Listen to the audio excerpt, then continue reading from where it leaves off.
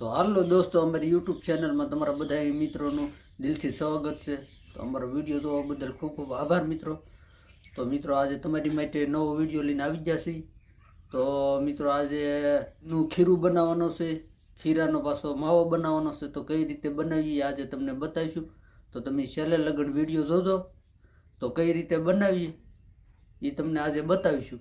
તો મિત્રો જો આપણે દૂધના ખીરાનો મિત્રો આપણે લીધું છે દૂધ. જો મિત્રો તાજી ભેંસનું વિયાણેલી છે દૂધ.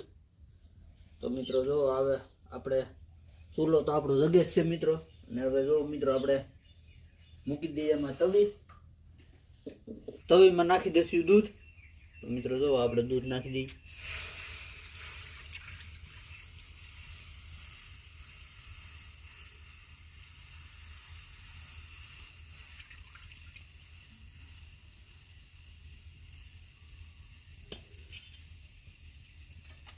તો મિત્રો જો એને હવે આપણે ખીરું બને ત્યાં સુધી મિત્રો જો આપણે એને સતત આમનું હલાવતા રહેવાનું છે.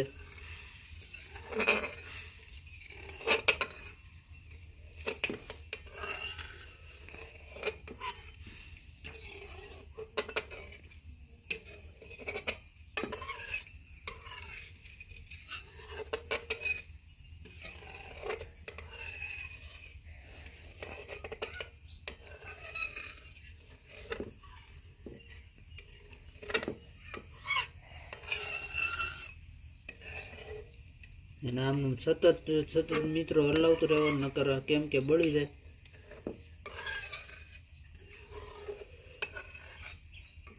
તો મિત્રો જો આપણું ખીરું પણ જાડું થવા માંડ્યું છે.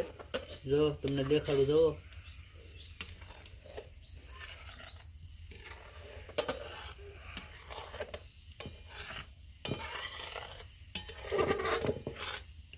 જો મિત્રો ખીરો પણ આપણું ઘાટાદાર બનવા મળ્યું છે.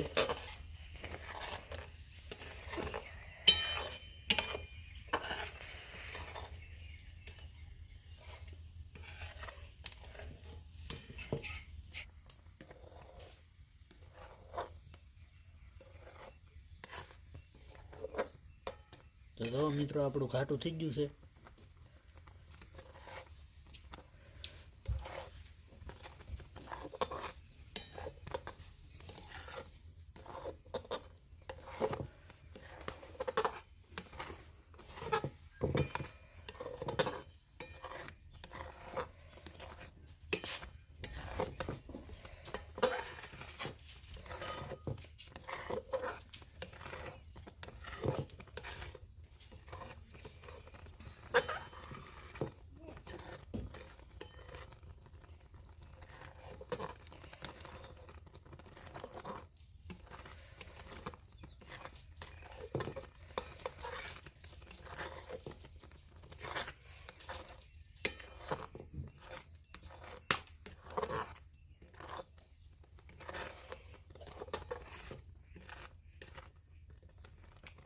તો મિત્રો જો આપણું ખીરું આવી રીતના બની ગયું છે. તો જો મિત્રો જો આવું બન્યું છે.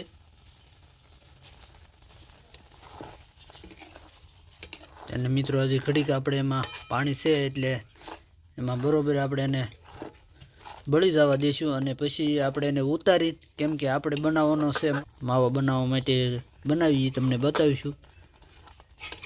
તો વિડીયોમાં મિત્રો આગળ સુધી બન્યા રહેજો.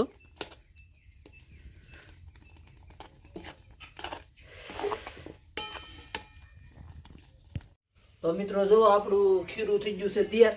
તો તમે જોઈ શકો મિત્રો, જુઓ આવું ખીરું આપણું તૈયાર થઈ ગયું. તો જો મિત્રો આમાં પાણી હતું એ છે કાંઈ બળી ગયું. જો મિત્રો પાણી પણ જરાય પણ છે નહીં. તો હવે મિત્રો એને આપણે ઉતારી લેશું નીચે, કેમ કે પછી ઉતારી લેશું. તો મિત્રો જો આપણે હવે ઉતારી લીધું.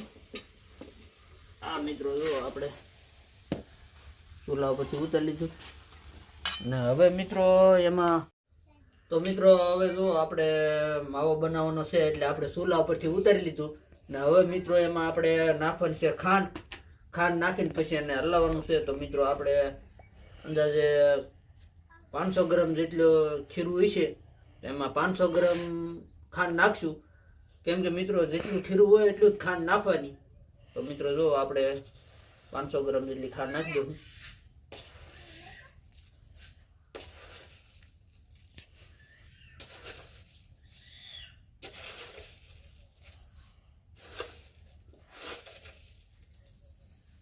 તો મિત્રો જો આપણે 500 ગ્રામ જેટલી ખાંડ નાખી દીધી ને હવે એને આપણે ઘડીક મિત્રો આવી રીતના હલાવવાનું છે.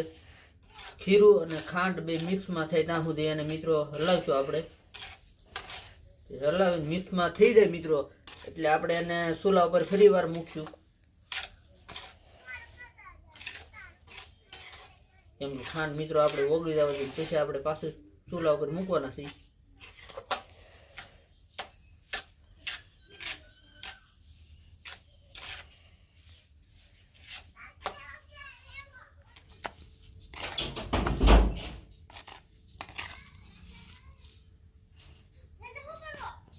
તો મિત્રો જો આપણે ખાંડ અને માવો બે મિક્સમાં થઈ ગયું છે.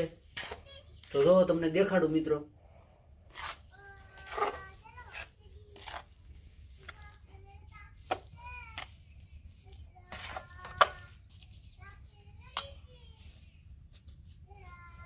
તો મિત્રો હવે આપણે ખાંડ ને ખીરું બે મિક્સમાં થઈ ગયું છે. તો એને મિત્રો હવે આપણે મૂકશું ચૂલા ઉપર.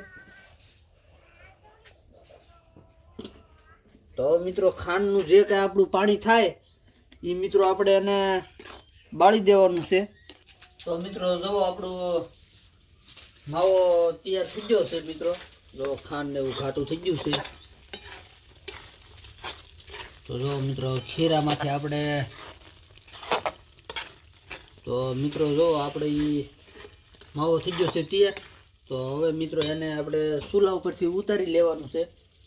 તો મિત્રો જો આપણે હવે એને ઉતારી લેવું એને. તો મિત્રો એને થોડીક વાર આપણે એમનો આમનો આવી રીતના આમ હલાવતું રહેવાનું છે. તો મિત્રો થોડીક વાર એને આપણે ઠરવા દઈ. તો મિત્રો જો આપણો માવો ઘાટો થઈ ગયો છે ને હજી એમાં મિત્રો હવે આપણે ઠરી ગયો છે થોડો થોડો. એટલે મિત્રો એમાં જો આપણે એલચીનો પાવડર નાખશું ફ્લેવર માટે, કેમ કે મિત્રો એલચીનો પાવડર નાખી તો મજા આવે, સ્વાદિષ્ટ બને. એટલે જો મિત્રો જાદુ નહીં થોડોક નાખશું આપણે.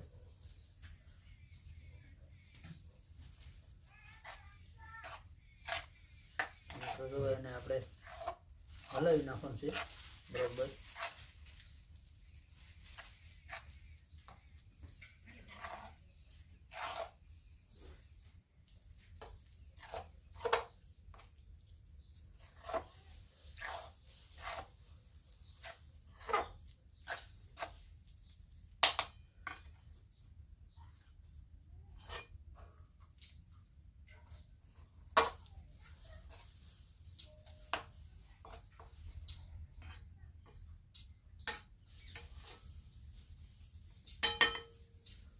તો મિત્રો જો આપણું ખીરું અથવા માવો છે તૈયાર.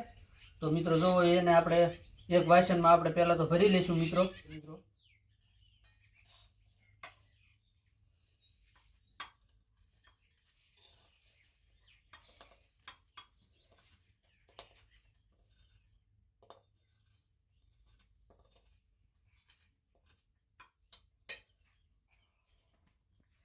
તો મિત્રો જો આપણે ખીરું છે તૈયાર. જો આવું બન્યું છે મિત્રો. તો અમારે ખીરું બનાવવાની રીત કેવી લાગી એ તમે મિત્રો કોમેન્ટમાં કહેજો, અથવા ખીરું અથવા માવો તમે જે કાંઈ કહેતા હોય મિત્રો મને કોમેન્ટમાં અમને કહેજો. તો મિત્રો વિડીયો આપણે અહીંયા પૂરો કરશું. તો વિડીયો મિત્રો અમારો સારો લાગે તો લાઈક શેર ને સબસ્ક્રાઈબર કરશું મિત્રો. તો ફરીથી મળશું નવા વિડીયોમાં.